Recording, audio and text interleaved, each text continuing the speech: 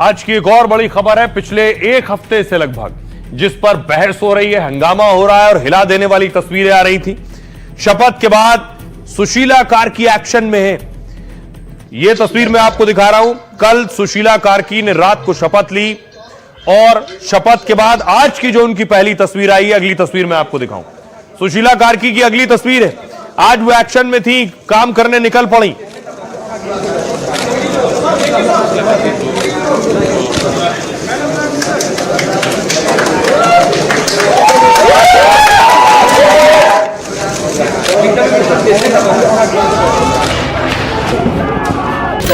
मोहन 140 करोड़ भारतवासियों की तरफ से श्रीमती सुशीला जी को हार्दिक बधाई देता हूं। नेपाल में जनजी क्रांति के बाद नेपाल में अब शांति है। प्रधानमंत्री मोदी ने अंतरिम पीएम को शुभकामनाएं दी। ओली की विदाई और सुशीला की एंट्री से चीन को झटका लगा है। ओली चीन के करीबी माने जाते हैं, जबकि सुशीला का भारत से कनेक्शन रहा है। सुशीला के शपथ से जिनपिंग खुश नहीं होंगे।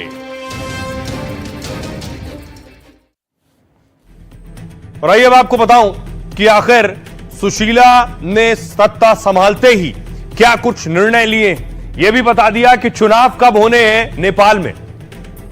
नेपाल की पहली महिला अंतरिम पीएम ने ऐलान किया। उससे पहले मैं आपको दिखाऊं, प्रधानमंत्री नरेंद्र मोदी ने ट्वीट किया है। पीएम मोदी ने लिखा, नेपाल की अंतरिम सरकार की प्रधानमंत्री के रूप में पद ग्रहण करने पर माननीय सुशीला कार्की जी को हार्दिक शुभकामनाएं। अब देखिए कब होंगे चुनाव नेपाल में। नेपाल की पहली महिला अंतरिम पीएम का ऐलान हुआ। शपथ के कुछ घंटे बाद ही नेपाल में चुनाव की घोषणा हो गई। 5 मार्च 2026 को नेपाल में आम चुनाव कराए जाएंगे। अंतरिम पीएम सुशीला कार्की ने तारीख का खुद ऐलान किया। जेनजी ने सरकार में शामिल नहीं होने का फैसला किया है। बाहर से ही जेनजी सरकार के कामकाज पर नजर रखेंगे। भ्रष्टाचार सहित उनकी कई मांगों पर सहमति बनी है। इसके बाद ही सुशीला कार्की को अंतरिम पीएम बनाया गया। शपथ के तुरंत बाद हिंसा के लिए न्यायिक आयोग का गठन हुआ है। भ्रष्टाचार की जांच के लिए एक आयोग के गठन का निर्णय हुआ। दोनों आयोग को जल्द से जल्द रिपोर्ट देने को कहा है। 7 घंटे की मैराथन बैठक के बाद कार्की के नाम का ऐलान हुआ और इसके बाद राष्ट्रपति रामचंद्र पौडेल ने शपथ दिलाई।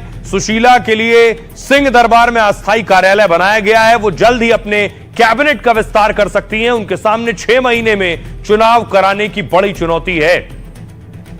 अब आपको सुनवाऊं भारत में लोग क्या कह रहे हैं, बाबा बागेश्वर क्या कह रहे हैं, सियासतदान क्या कह रहे हैं। इसको बचाने के लिए सामाजिक समरसता बहुत जरूरी है। भारत को हिंदू राष्ट्र बनाना बहुत ज्यादा जरूरी है। यदि आप नेपाल जैसी स्थिति भारत में नहीं देखना चाहते, यदि आप बांग्लादेश जैसी स्थिति भारत के राज्यों में नहीं देखना चाहते, तो भारत को हिंदू राष्ट्र बनाना, वैचारिक क्रांति को फैलाना बहुत जरूरी है और नेपाल को पुनः हिंदू राष्ट्र राज सत्ता के साथ घोषित होना चाहिए। यही हम भगवान से प्रार्थना कर रहे हैं। सुशीला कार्की के ऊपर भी कोई एक मत नहीं थे। लोग जेनजी के लोग भी तो 2 टुकड़ों में बट गए थे, बल्कि 3 टुकड़ों में बट गए थे।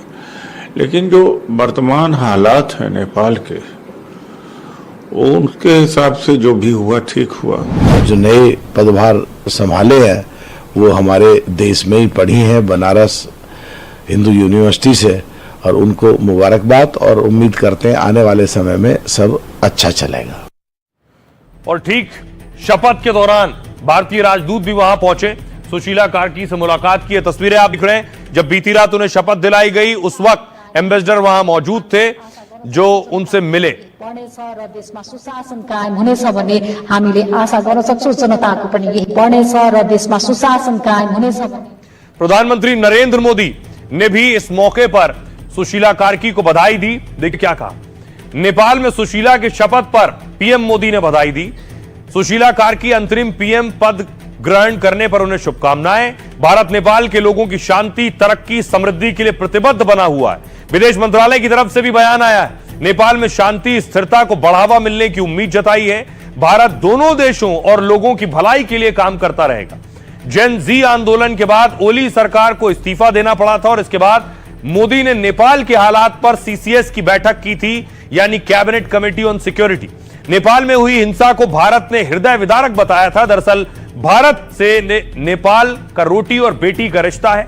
नेपाल में हालात बिगड़ने का सीधा फर्क हिंदुस्तान पर पड़ता है और भारत और नेपाल की 1751 किलोमीटर की सीमा खुली हुई है।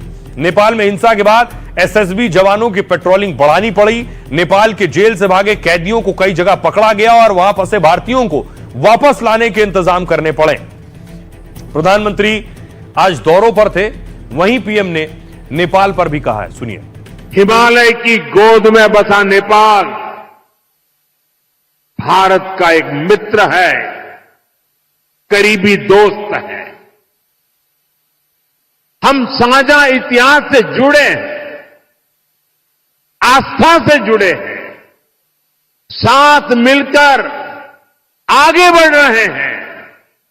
मैं आज नेपाल में अंतरिम सरकार की प्रधानमंत्री के रूप में पदभार संभालने पर 140 करोड़ भारतवासियों की तरफ से श्रीमती सुशीला जी को हार्दिक बधाई देता हूं।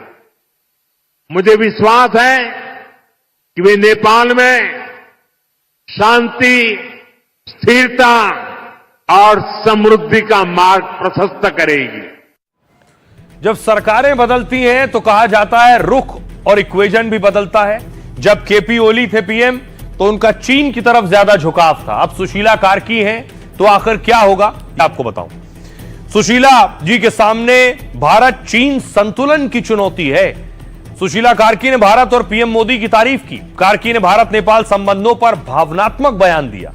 भारत में दर्द होता है तो आंसू हमारे भी आते हैं, घर के बर्तन हैं तो कभी कभार टकरा जाते हैं। सुशीला कार्की ने भारत को दिल के बहुत करीब बताया, इससे उनके भारत के साथ मजबूत संबंध के इशारे मिलते हैं। सुशीला का खुद भारत से गहरा कनेक्शन रहा। केपी शर्मा ओली को चीन का समर्थक कहा जाता है। दावा है कि वो नेपाल को चीन बनाने पर तुले हुए थे।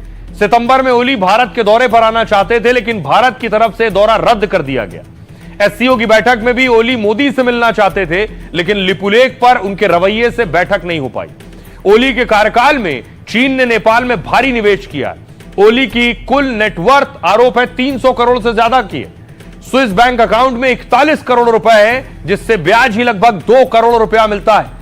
दावा है ये पैसे चीनी कंपनियों से डील में मिले हैं। ओली के तख्तापलट से चीन को बड़ा झटका भी लगा है। अब आपको बताऊं कि आखिर नेपाल में हालात क्या हैं। तस्वीर देखिए, नेपाल में हालात सामान्य हो रहे हैं, जिंदगी पटरी पर लौट रही है, लोग सड़कों पर निकल रहे हैं, लेकिन इस हिंसा ने नेपाल में डर और दहशत पैदा की और नेपाल की छवि पूरी दुनिया में खराब हुई है, क्योंकि नेपाल अब तक टूरिज्म पर चलता रहा, पर्यटन पर ही चलता है, वही रोजी रोटी का जरिया है। लेकिन हिंसा और आगजनी की तस्वीर देखने के बाद सबसे ज्यादा असर पड़ेगा तो वो पर्यटन पर पड़ेगा और उसका सीधा असर रोजी रोटी रोजगार पर होगा। सुनिए नेपाल के लोग क्या कह रहे हैं। नेपाल की नई सुबह हो गई है। अब सुबह हो गया, अब और नया नया नया नेपाल, न्यू नेपाल ना हो। बहुत उम्मीदें हैं, क्या उम्मीदें हैं प्राइम मिनिस्टर कार्की से, क्या करें वो? सबसे वो बहुत अच्छा आदमी है, वो सब वो पैसा लेने वाला नहीं है, वो देने वाला है। वो अभी तो सब खुला है, अब सब आराम है। सब उम्मीद अच्छा है, कुछ नहीं होगा, पब्लिक के लिए अच्छा करेंगे वही। 4 दिन तक दुकानें बंद थी, आप यहाँ काम करते हैं? हाँ, इधर करता हूँ। अच्छा लग रहा है अब कि प्रोटेस्ट सक्सेसफुल रहा, जो आप लोग चाहते थे वो हुआ? हाँ हुआ पर थोड़ा डिस्ट्रक्शन बहुत ज्यादा हुआ, और ठीक है।